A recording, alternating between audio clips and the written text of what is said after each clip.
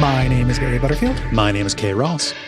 And you're listening to Watch Out for Fireballs. It is a Games Club podcast. And this week we're talking about Ace Combat 4 Shattered Skies, which is an air combat sim developed and published by Namco for the PlayStation 2 in 2001. Yeah, a very special episode for two reasons. One, it is executive produced by Andy. Thanks, Andy. Big thanks to Andy. Thanks, Andy. And a premium episode, which means everyone is going to get these generalities, and patrons are going to get the play-by-play. Yeah. And I don't know how to add on to that.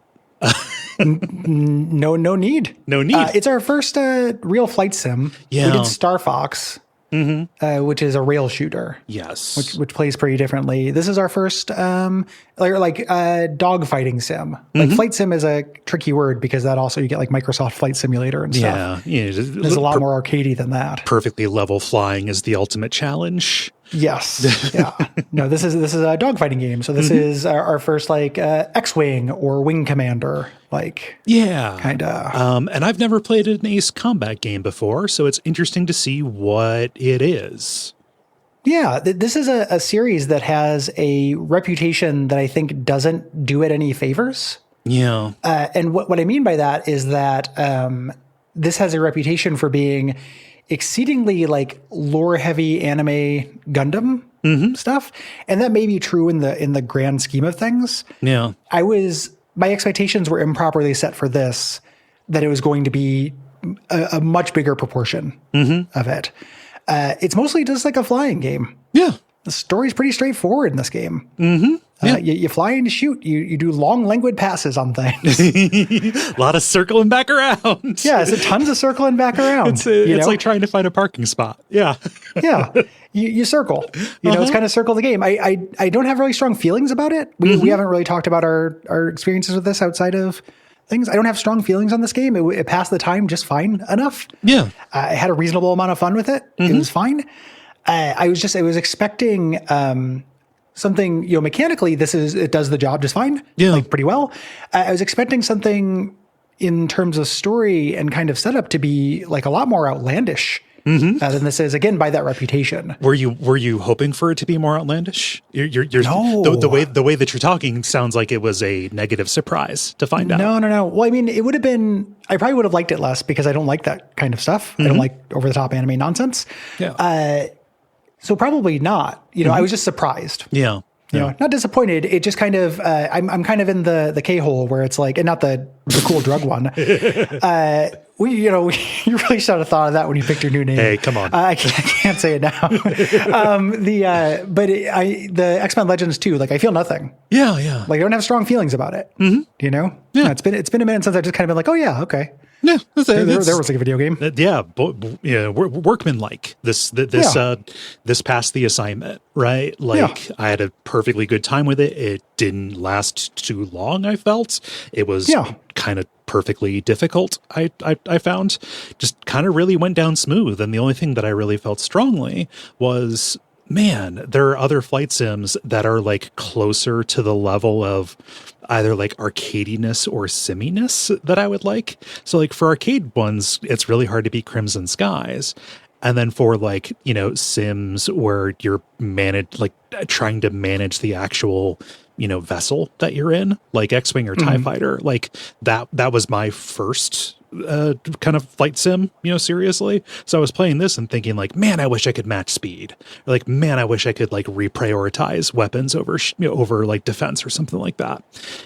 So like this just kind of falls in in a weird, like little no man's land kind of between those two things for me.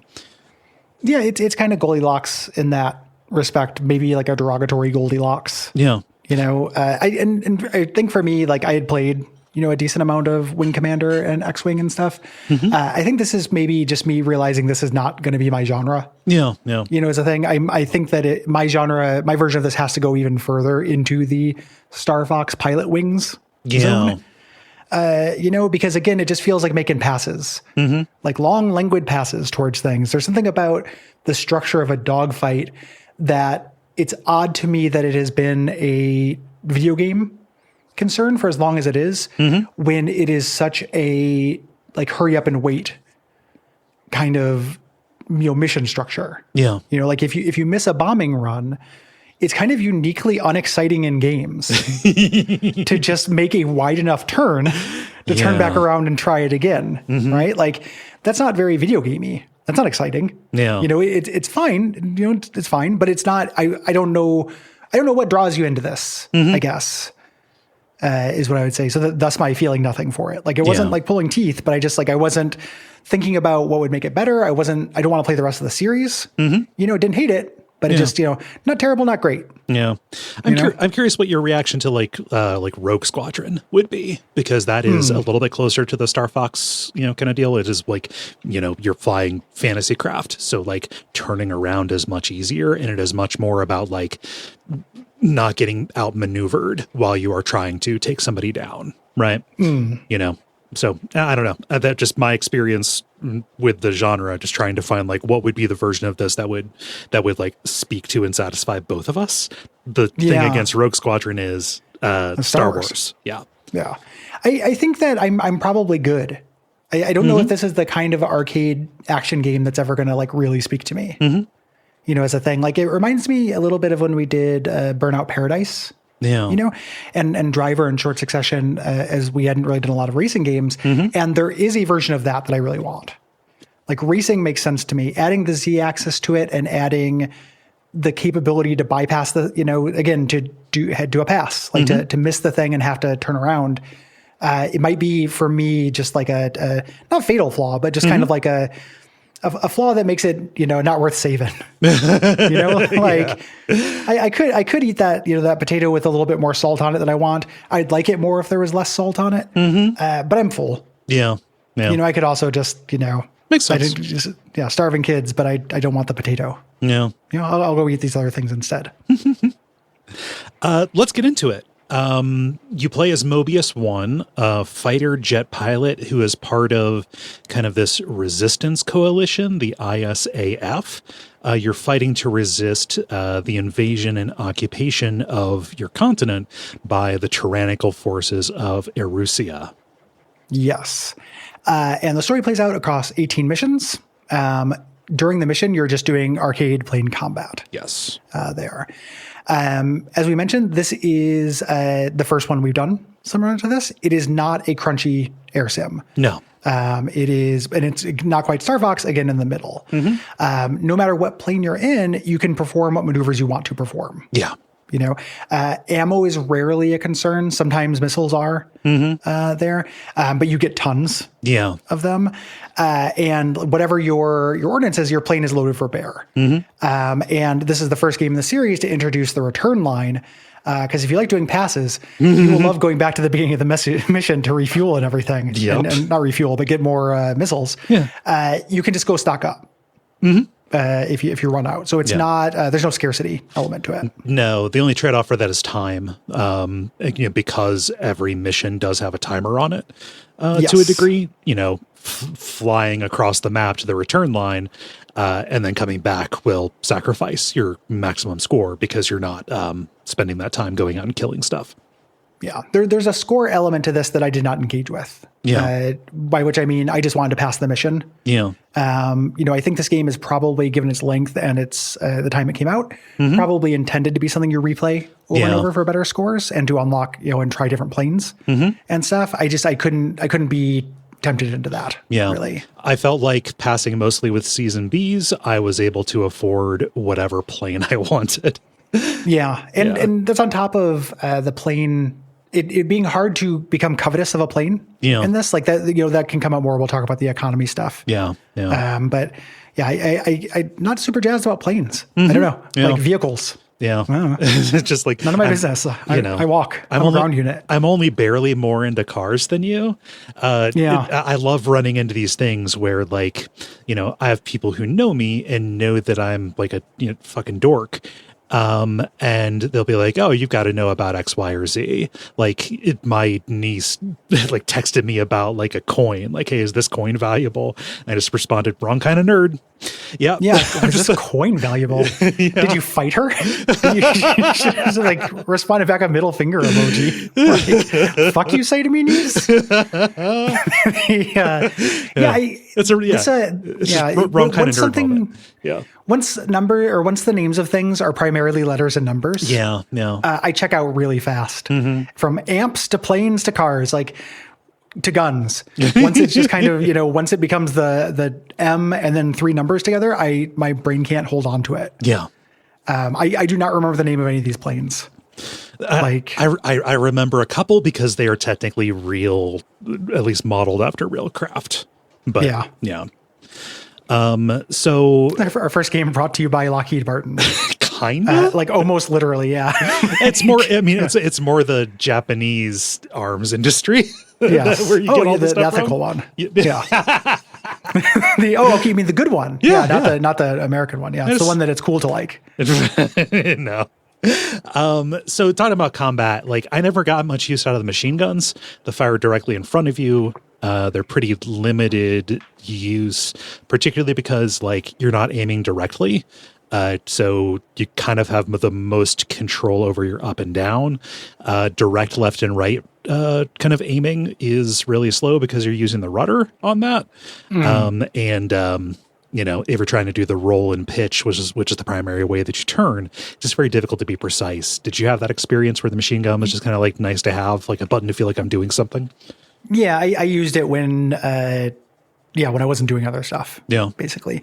It has to do, that plays into the structure of a dogfight as an arcade unit, where you necessarily have limited time to have the target in your sight. Yeah. Because you're approaching it. Again, like you mentioned before, you can't match speed. So you are either falling behind or moving ahead. Yeah. Of the thing. So like a machine gun would require a more stationary target and a more steady speed for yourself. Yes. Yeah. Of much more use is the air-to-air that you can also fire like air-to-ground, your homing missiles. This was bread and butter, primarily because you have so many of them. Your loadout is like 60 of these. I know. They're very small, I think. Yeah. Is the implication. They're mini missiles. Just cute little guys. Yeah. And this is, I think, how you're meant to play. I think that them giving you tons of them is signaling that to you. Yeah. You mark a nearby target and you try to keep them in view until you get lock on. And then these will seek out, your missiles will seek out when you fire them. It is not automatic. A target can dodge these if they have relative speed. If they're moving, missiles can be evaded both defensively and offensively. So you either take enough dice, rolls at it until they don't dodge because there are enemies that are better at dodging and enemies that are worse than dodging, or you just make it your beeswax to keep them in the center and kind of watch for when they are doing straightaways. Yes. Like you kind of grow to recognize evasive maneuvers when an enemy is doing that. And because dog fighting games are about waiting, if you miss and they're doing too much of that, you might have to, turn perpendicular and come at it from a new angle. Yeah. Do a languid pass. I quickly learned there are enough targets, especially in, mid-air dogfight kind of stuff, where it's just like, all right, that guy's gone. I need to switch to somebody else. He'll be back. Yeah. Like he's going to go wear himself out. Yeah. But that's kind of the entirety of the game, is knowing when to fire one of these, given your relative speed and trajectory, right? Yeah. And then knowing, when you are being locked on, okay, like is it worth continuing to try and do what I'm doing and then evade later? Or is this abandon everything, try to preserve myself, take evasive maneuvers, and then come back around again? Like do another pass. Yeah, that is the entirety of the game, in my experience. Yep. You have afterburners, so you can do a little speed boost there, and you can also raise your drag. And this makes you better at turning things. But if you slow down too much, you'll stall. There's a little stall warning there, so you have to be careful about that. And so you're basically chasing enemies around, getting behind them, trying your best to match speed with them, and then stay on their tail long enough to do enough damage to them before they escape there. That's generally it. They mix in ground targets. So you have a secondary ordnance that are bombs and rockets that do have to be aimed manually, but they're against stationary things, so it's a lot easier. Targets on the ground there. Later, you can get different weapons for the slot that kind of home, but initially you're just shooting things at the ground that don't move, sometimes shoot back at you. Yeah. But, love doing the bombing in this. Like, just getting that little circle in the right place. That's fun to me. But so I think that the main criteria for like your rank is the score that you get. There's like a whole like calculation that is done at the end of every mission. But like exceeding the point total gives you a higher rank. This gets you reward money. And now it's time to talk about the economy of this. Yes. Money you generally spend on new planes. There are different planes that have different types. You had a funny Blue Sky about it, the way they're described, because again, and this is a me thing, right? Like this isn't on the game or anything, but to me, all of this stuff reads fucking the same. Like air superiority with, superior handling and on par speed. And I'm like, okay, like I understand what all those words mean, but it's very hard for me to translate that into covetousness, into being like, oh man, that's going to be fucking cool when I get that, turning superiority. That's going to feel great. I noticed the difference when I got better planes. But it just kind of, it's like my avatar controlled a little bit better. There are degrees of sensitivity to this that I do not have the neurons to receive. Yes. I feel like, coupled with the fact that planes don't look cool to me, vehicles don't look cool. So I feel like the incentive structure to do better in the scoring is to get better planes. You'd put the cart before the horse, or you'd put the horse before the cart in that by seeing the plane, wanting it, and then performing better. And that just never happened for me. And that's my own shit. It's not the game's fault. But generally, that is what you're doing. That's what you're spending money on. The other thing you can do is spend money on new secondary weapons. Yes. And everything costs a lot of money. It is the reason why this organization that you're working for has been invaded and is on the back foot is because they give their pilots so much money for being slightly faster at accomplishing their missions. Incredibly inefficient. They're making really rich pilots. One of the things about this game is that if you work in the army, you are one of the richest people in the world. Yes. Yeah. That's the biggest alternate reality thing about this. Yeah. And just like so many of the aircraft are just straight upgrades too. Like the descriptions are not useful. But like you can just look and see as they become available, like, all right, so like every meter is a little bit more full. I obviously want this. The economy does get a little bit silly too, because you can sell things, I believe, for exactly as much as you paid for them. Yeah. Like I never had more than like 2 or 3 planes because there was no reason to keep one that I was just doing a straight upgrade for. Yeah. Well, and again, just in terms of this being a kind of a silly game in terms of the story and stuff, you're an individual fighter pilot who owns 3 planes. You have to own them. I don't understand where that stuff's coming from. I got to keep all these going at the same time, or I'm going to get underwater so fast. Yeah, I'm only eating hamburgers. It's one of the under discussed parts of the strange reel. But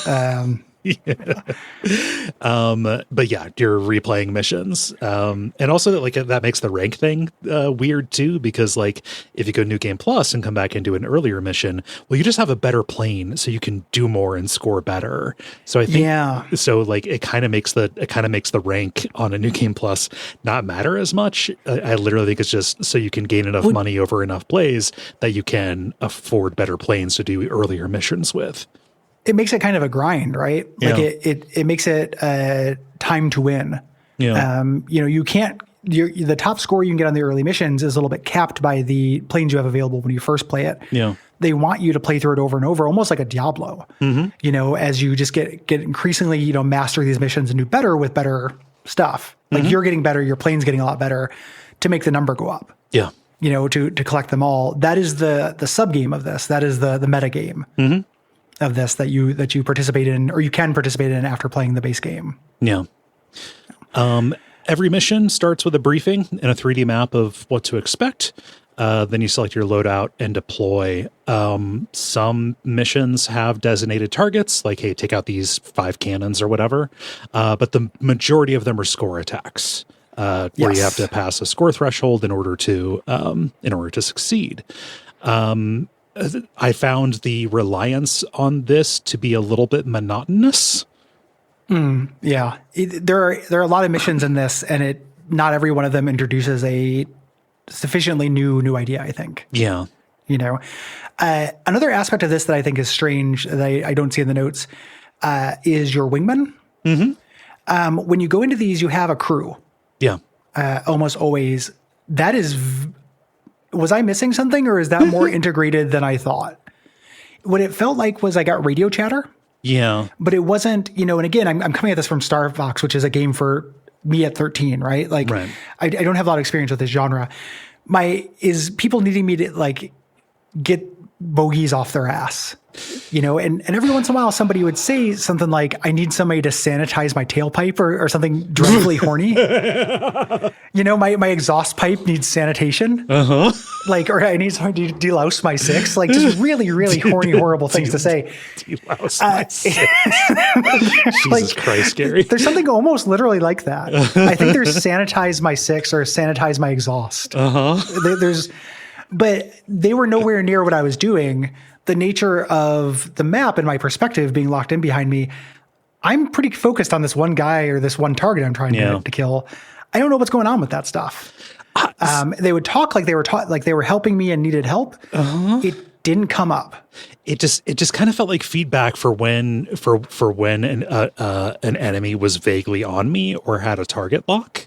They would help you out. Yeah, you would get warnings and stuff. And I did notice that if I was on a mission with a bunch of wingmen, they would keep the air forces busy while I prioritized taking out kind of the easier stuff on the ground to make the area safer for engaging with the stuff up above, right? Yeah. I don't know if that's me projecting onto this because that feels like the way a game would be designed, but yeah, I'm not sure. I think that's true. I think that they do just kind of keep the AI busy. Yeah. Generally, but you don't. I guess my point is just I wondered if there was a way of playing this where you interface with them more, as opposed to them just kind of being like a level chaff. Yeah.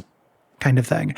It felt like the way they talked, like I needed to help them and it was urgent and everything, but eventually it just kind of became chatter. Unless they were telling me, specifically that my exhaust needed to be deloused. Right. And I was like, shit, I better turn around so I can check my exhaust and delouse it. Yeah. I have no idea what the actual role, what using the wingmen or protecting them, what that benefit would be. No clue. Maybe a score. It could literally be that. You might get docked for this. Maybe. Missions can change objective partway through as well. There's kind of second phases to some of this stuff, like a twist, the Yellow Squadron will show up. It's like, oh shit, now we have Yellow Squadron. Yeah. And you do the things that the commander says. Yeah. Kind of change that. This game is in love with the way that it looks from third person. When you finish a mission, you get a cinematic replay of your best moments. You can, swap the view around just to look at the machinery if you like. My favorite thing, though, from the recap point of view, is when you are getting your mission summary, there's this really cool looking 3D vector rendition of every path you movement. Took. Yeah. Of all the enemies and everything. And you can kind of see just these ribbons going in the air. I don't know. I think it's pleasing. I think that's cool. Yeah, it is pleasing. And then you spend your money. Yeah. And go on to the next mission. Sometimes there's a little story thing in between it. We'll talk about that when we talk about the aesthetics and story of this. Visually, I think this game is interesting in that The actual planes themselves look pretty good. Yeah. The facilities on the ground look all right and everything. The ground and the kind of scenery is where this falls down. Yeah. Specifically, anytime it was not daylight, if it was dark out, it became pretty hard for me to see. Yeah. And I play this on emulator, so I never know, if there's something going on with that, right? Like I have the wrong BIOS spooled up, some emulator nerd shit. But if it was dark out during the mission, it was pretty hard to see and looked pretty muddy. Otherwise, people looked pretty okay. Yeah. My biggest problem when it was dark was separating the sky from the ground. Yes. There's an embarrassing number of times where I'm just going and I think, I'm looking at the horizon and it's just pull up, bam. Yeah. Like it's that seems like that should be job one, right? For visual clarity. It happens so often to me that it makes me think that was intentional. Like that was a challenge thing they added to make it like, visual conditions are muddy, but that happened to me a lot. Yep. So. Yeah. Looks fine. Like I'm sure at the time it was very impressive. Especially like the draw distance, like it seems pretty basic, but in order to plan your maneuvers, you need to see where you're going. Yeah. Yeah. And you can see for a pretty long distance away. Yeah. I think the music in this is actually great. For this, I think the soundtrack is really cool. It's very appropriate. And the times in which this is a hard mode for me to feel cool in, as not a Top Gun guy. Yeah. But the times when it worked, it was largely due to the soundtrack. Yeah. I think that they were just so they were not lashed to a specific sound palette. They just kind of were able to do whatever they thought felt coolest for the mission. Yes. Yeah. Just the huge amount of variety in this, from like Danger Zone rock to like, almost like operatic, kind of, chanting Hans Zimmer shit. Very dramatic. Yeah. Everything just kind of matched. It's a good soundtrack. Yeah. The story here is interesting in two ways we're talking about. We have the base story that we're doing, just kind of explanations for what destroying your target would mean for the resistance. I think in terms of the pacing and kind of structure of the plot, what's kind of interesting about this is that everything goes your way. Yup. The resistance is not on the back foot even a little bit. No. In this game, through any implication, you are just fucking dominating the superior force the entire time. Yeah. That's not a brag. Like I'm not super good at this game or anything. It's just with the difficulty, the resistance just got victory after victory. Yep. I was expecting some setbacks, for dramas. Yeah. Did not really happen. We just kind of kept blow after blow to the evil empire until we just kind of won. It was just a checklist is what it was. Yeah. Like, all right, well, we need to take out the cannons here. Yep. So we can go after the fuel line. Yep. All right. Yeah. So now we take out the port that they can't refuel at. Now. Yeah. Just kind of, deconstructing them point by point under direction. Like, why are you waiting until now to do this? Like, very strange. It's worth noting that, and this doesn't come up as much in this game as it does in other games, my understanding, is that Ace Combat has this whole thing called the Strange Reel, or Stranger Real, which is a version of Earth where asteroids have changed the landscape and balance of power between these nations. This does not impact this game that much. No. Until kind of the end, they start talking about it. I think it has a bigger impact on other games, and I'm getting that through this game series reputation. There are big Strange Real lore nerds who exist, non-derogatory, like, again, different kinds of dorks. But there are, hour-long YouTube essays about the characters that include stuff about the characters in this game. Yes. Like Mobius is a character, and that you don't get that from this game. That character is going to have importance or anything. Yeah. Like there are tearjerker TV tropes entries for this game. Very surprising. Yeah. So I think that's probably scaffolding from the general series. Yeah. My understanding is that like though the previous games took place in kind of a version of this, like kind of real, kind of not, this is the game where like the canon was established, and this is where everything else kind of builds off of, right? Yeah. This is the beginning of that kind of stuff, and I think it gets wilder and more drama focused, more talky. Yeah. The kind of big hook to this is that after missions, you get an anime slideshow there with a narrator talking about the story of what it was like living under the occupation. Yes. There. This is, at first, this seems disconnected. Yes. In a way. He's very fascinated with your rival. Yeah. Who's going to be your rival? Yellow 13, that dye that destroys your balls that they banned. And you can kind of see it's a sympathetic look at of that side of the war while you're fighting them. Yeah. You can kind of see the neatness it's grasping for. Yeah. Like, what if, I'm, shooting these people and kind of just doing these missions, but there's a person who really counts on the other side who is just as honorable as I am. And I'm getting little segments of them in between. This, was fine. It's not odious. It's not too talky or anything like that. No.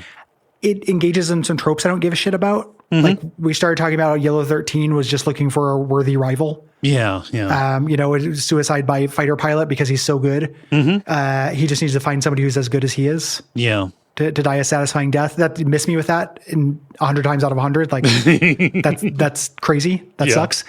I was very surprised by how this, when I got to the end, like it felt like it was trying to cash an emotional check that I didn't have deposits for. I was like, oh, okay. Yeah. Yeah, no, I beat the bad guys. It was pretty straightforward. And one of the bad guys was a really good pilot as well. Yes. And there's a sad kid, and there's a diner, and his uncle, and his love interest.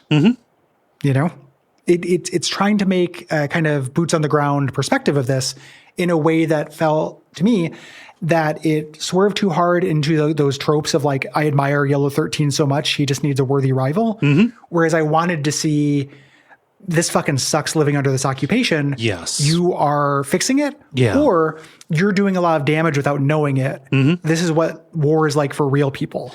Yes. And it kind of decided not to do that. Like it decided to do other things instead. Yeah. Like, I thought it was going to be much more interesting because like some of the story, some of the beats before it becomes, really cliche, looking for the, suitable, the suitable match kind of stuff where it's like, oh, like there's an on the ground resistance to this too. Yeah. Right. And, like there's like sabotage going on. And that is cool because wars are fought on multiple fronts. This is not really interested in telling a story about a war, really. No, like, it is more about the personality of this ultimate rival that you're going up against. And that moment where like they interact is neat. I was like, oh, okay, that's how they're doing this. But like, I wish it was not leaning into tropes that actively resisted me getting invested. Right. I think I didn't care about it because it was just about their personal pride. As a thing, like the ground resistance wasn't, I had a really similar arc. The ground resistance is a cool idea. I wanted it to intersect with the missions I was doing. Yeah. What if our crew did not know what the ground resistance were doing and we were thwarting their plans on accident? Like the far extreme of what I want is a game where you're a fighter pilot and then on the off hours you play this war of mine. Yeah. And I wasn't going to get that. So I thought maybe I would just get something where they intersect. And the way they intersected was not very satisfying to me. Yeah. I need like my Top Gun is happening and then Andor is happening elsewhere. Yeah. It should have made me feel bad. Yeah. But I can't feel anything about Yellow 13's search for an equally good pilot. Like that's just an anime tournament trope thing that I can't imagine having an emotion about. Right. Like it's not in my heart to care about that. So like some of these are well done. There's a like pathos inflection in the voice acting for these and everything. Like it's not like there's not motions towards it having heart. Yeah. As a thing, it just what it ends up adding up to is just like, oh, the takeaway is Yellow 13 also cares about his mission and is also a good pilot. Yeah. And I don't care about being a good pilot. Nope. Yeah. I thought these looked pretty good. I think that going with the slideshow was a good move. And I think I was just ultimately impressed with the restraint on display. Same. That's when I talk about that expectation thing. Yeah. I was expecting this to be, a full-on season of Gundam between every mission, and it's not. It's a guy in a cafe being kind of sad and wondering how cool Yellow 13 is and his wingmen are. Yeah. So the Ace Combat series began in 1993. Namco's Air Combat, which is an arcade jet fighter that was ported and expanded on the PS1. And this continued into Ace Combat 2 and 3. Which added kind of graphical fidelity and slightly more complicated mechanics. Ace Combat 3 was the first one that had a real emphasis on story and had animated cutscenes, even though this was not fully in the strange real zone yet. Right. And that was still on the PlayStation, PS1 for Ace Combat 3. So there were limitations there. If you go back and look at even the PlayStation Air Combat, it is super basic, and it got panned at the time for being as simple as it is and for looking as bad as it did. Yeah. Despite those animated cutscenes and kind of some of the improvements, like Ace Combat 3 was a disappointment. Critically and commercially, Namco decided, all right, we're coming up on a new console generation. Let's reboot this, and really focus on like having a team that makes Ace Combat games. And this was the formation of the sub-studio Project Aces that ended up, being responsible for the series. Yeah. This kind of parallel track of this, you know what this reminds me of a lot is Armored Core. Yeah. Like this idea of this kind of parallel track of series that's very beloved and deep and very technically minded. Oh yeah, no, in my head I lump these two together probably because AC, right? Yes. Yeah, and Animal Crossing is in there as well, technically minded and Assassin's Creed, mostly about the horrors of war. But yeah, it's got a lot of Armored Core DNA to that. Yeah. When they did the fourth one, the idea was to make something more arcadey and actiony. Put a little bit less emphasis on the story and sci-fi elements. Yes. And this game specifically, in doing that, would lay out the setting for the rest of these combat games, which they would reverse that entirely and go way more sci-fi elements and story. Yeah. Stories would get really melodramatic and complicated. And that is the main thing the series has a reputation for. Yeah, at least as far as I've seen. And that's kind of the only way that I've seen it talked about for the past, 15 years. Yeah. This is a lot of people's, it's like their WarioWare or their Rhythm Heaven, like the long running series they really want to have come back. Yeah. That's their champion. Like, I got a soft spot for these combat games. Those are one of those would really hit right now. Yeah. That is a sentiment I've seen a lot. Yeah. And like Ace Combat 7 came out at this really weird time where flight sims were kind of coming back in. Like it was around when Microsoft Flight Simulator, like the really popular recent one, came out, and also when Star Wars Squadrons, kind of the update on X-Men or on X-Wing rather came out. It's a very abstract update on X-Men. What if Wolverine was a TIE fighter? Welcome to Sky. So I can see people wanting to return to that, just to have a use for their joysticks, really. Yeah. Flight sticks. Flight stick. Thank you. In case it matters, also I just play this with a controller. Heading off. Maybe there was a PS2 joystick with this, and it felt better. Yeah. If you played it like that, maybe that was didn't feel bad or anything. But just letting everybody know. Yeah. I thought about using my flight stick on it, but I don't know. You're still mapping it. Like it's not like it's going to take use of the throttle or whatever I have for the HOTAS, which is what that configuration is called. My HOTAS. Hot ass. Yeah. Hot ass. Get this bogey off my hot ass. I got a hot ass in my 6. Yeah. Ace Combat 4 was well received. Critics liked it. Yep. It became the best-selling entry until the most recent one I was just talking about, Ace Combat 7. This is a popular and well-regarded game, especially for early PS1 or PS2 rather. Yeah, and before we do the break, I sounds like I've been super negative on it. I think I just want to emphasize this is mostly just not my thing. Yeah. I bet you this is a real good version of this. Yeah. I had a generally fun time with it. Controls well, feels pretty good. Soundtrack's really good. Missions are varied a little bit, enough. If you like dogfighting and bombing runs, this game does those things. Yeah, absolutely. If you're hearing this, thank you for listening. We appreciate you. If you want to hear the rest of the episode, join us on Patreon. Go to patreon.com/Duckfeed.tv. Yeah. I think that at last look, there were about 100 like full premium episodes, roughly. A lot. So like go and become a patron and don't just get the full version of this episode, but every, full premium version we've done, previously. Yeah. You also get a bunch of other shows and, not most importantly, but pretty important, you keep the lights on. Yeah. We do this. This is our job. If you like what we do and you want us to keep doing it, that is the reason we can afford to do it. If you can't do that, please leave us ratings, reviews on Apple Podcasts, Podcast Addict, anywhere you find a podcast. Tell your friends, write about it on message boards, things like that. Yeah.